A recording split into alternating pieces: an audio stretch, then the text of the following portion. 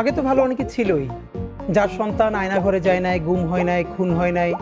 গতকালকে আন্তর্জাতিক ট্রাইব্যুনালে একজন ডাক্তার সাক্ষী দিয়েছেন, উনি তো আর কোনো দলের না, নিউরোসায়েন্স হসপিটালের। উনি বলছেন এই জুলাই গণ অভ্যুত্থানে নিউরোসায়েন্সে যতজন ভর্তি হয়েছেন তার 167 জনের মাথায় কোনো খুলি ছিল না। আই রিপিট, গতকালকের পত্রিকা খুলে দেখেন, আপনি চোখ বন্ধ করে ভাবেন এটা আপনার ভাইয়ের রিপোর্ট, আপনার সন্তান, আপনার বাবা মা, যে 167 জনের মাথায় কোনো খুলি ছিল না। আমার বাসার সামনে আমি 8 বাচ্চার জানাজা পড়েছি।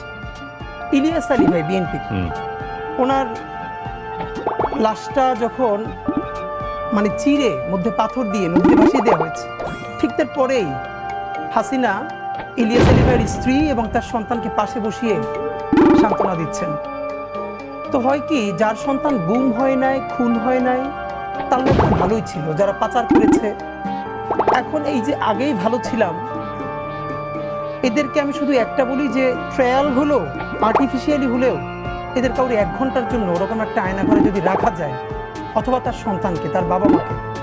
প্রফেসর ইউনূস যেদিন প্রথম আয়নাঘর ভিজিট করলেন, ওদিন একটা বাচ্চা মেয়ে গেছিল তার সাথে। সেই বাচ্চা মেয়েটা পর ইন্টারভিউতে বলতেছে, ওর মাকে যখন আয়না করে নিয়ে আসছে তখন ও খুব ছোট, ওরেও নিয়ে আসছে সাথে, ওর মা অনেক ভারী। তো ওর মাকে মারতে মারতে এমন অবস্থা হয়েছে, তো ও বলছে যে আমার মার একটু পানি দেন।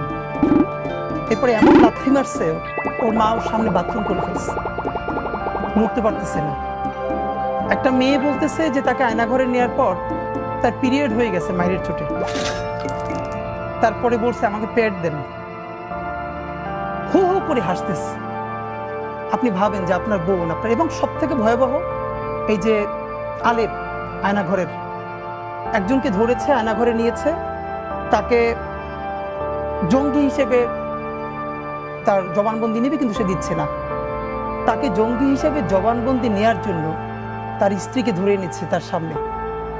আপনি চক্ষু বন্ধ করে ভাবেন যে তার স্ত্রী তখন রোজাদার স্ত্রীকে সে যাতে স্বীকারোক্তি দেয় যে এখানে জঙ্গিপনা আছে আর সে জঙ্গি কার্যক্রমের সাথে জড়িত।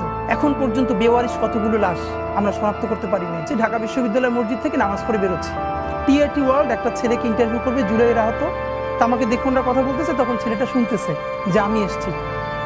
ও কোরআনের হাফেজ, মনে হয় 21 না 22 বছরের, 2 চোখ চিরতরে হারাই গেছে, আলো ফিরবে না। তো আমার কাঁধে হাত রেখে বললো কি যে হাদি ভাই, আমার সপ্তাহখানেকের জন্য আমার একটা চোখে একটু আলো ফিরিয়ে দেওয়া যায়।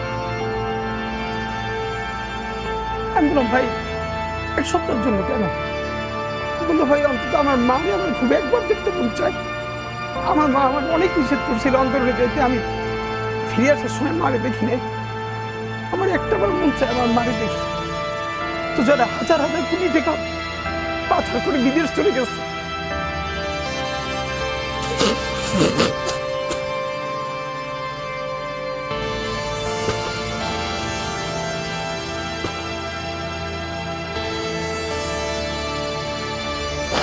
কিন্তু ভাই এই সরকার বাইকে যেটাই হোক, যেই চালা, এইটার কোনো তুলনায় কি আপনি গত 16 বছরের সাথে দিতে পারবেন?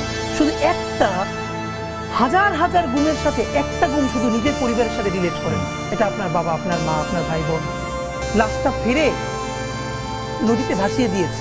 এরপর আপনি 2-3 বছর খুঁজেছেন সব জায়গায়, আপনাকে বলাও হয় না সে মরে গেছে। আপনি কিসের সাথে কি মিলাচ্ছেন? এখন পর্যন্ত আমি একজন, not a single man, Awami লীগের কর্মী না, সাধারণ সমর্থককে পাই নাই যারা এই জঘন্য গণহত্যার ব্যাপারে ন্যূনতম অনুশোচনা আছে।